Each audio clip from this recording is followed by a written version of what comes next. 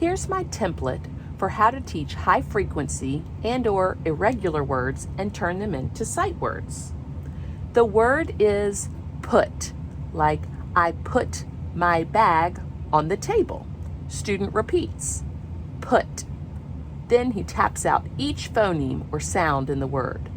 P, t, put. P, t, p, t. 3. That's right, the word is put.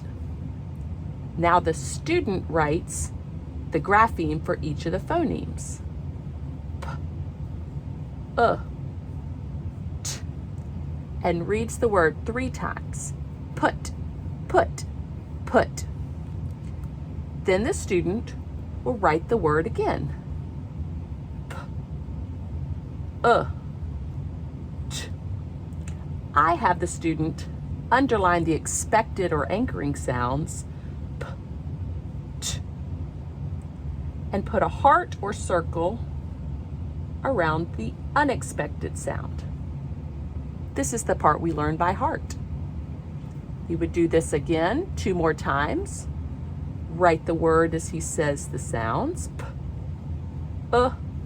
t, and then don't forget to have your student write the word in a sentence or orally say it aloud to you in a sentence. Hope that helps.